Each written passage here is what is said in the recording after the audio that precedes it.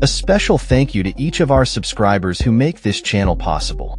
Here's today's story.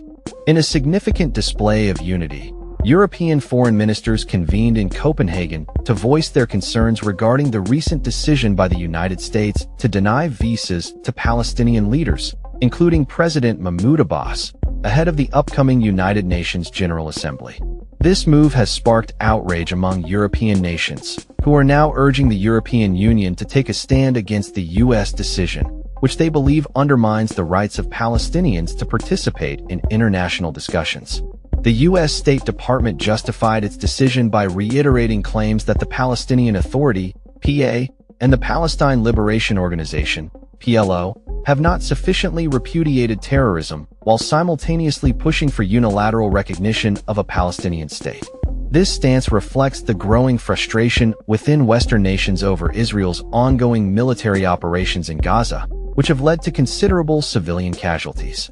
The situation has been further complicated by the expansion of Israeli settlements in the occupied West Bank, a territory that is deemed crucial for the establishment of a future Palestinian state. Earlier this month, a spokesperson for the Israel Defense Forces, IDF, firmly rejected allegations of deliberately starving the civilian population in Gaza, asserting that the IDF acts in accordance with international law.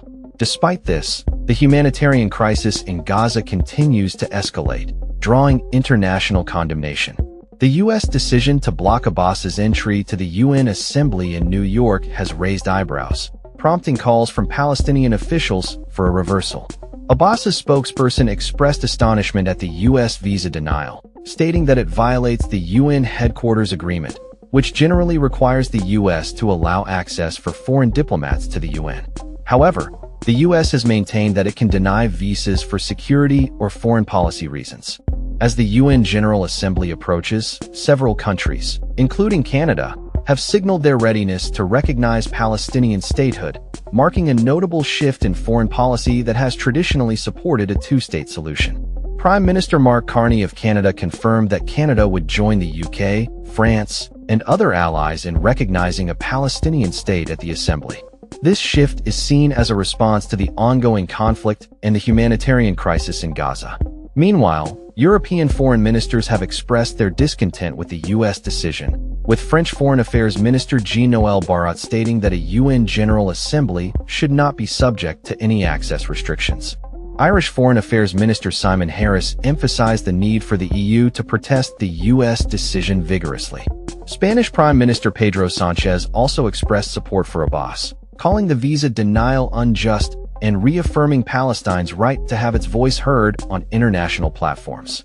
The U.S. State Department's position is that holding the PA and PLO accountable for their commitments is essential for peace prospects in the region. However, Palestinian officials argue that decades of U.S.-mediated negotiations have not led to an end to Israeli occupation or the establishment of an independent Palestinian state. The PA's mission to the UN, which includes officials permanently based there, will not be affected by the U.S. visa restrictions.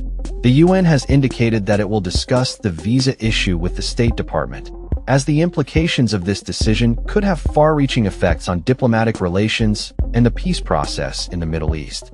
Historically, the U.S. has faced criticism for its handling of Palestinian leaders' access to international forums.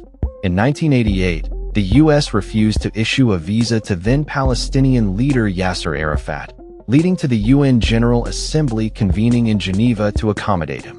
As tensions rise, the international community watches closely, with the hope that dialogue and diplomacy can pave the way for a peaceful resolution to the Israeli-Palestinian conflict.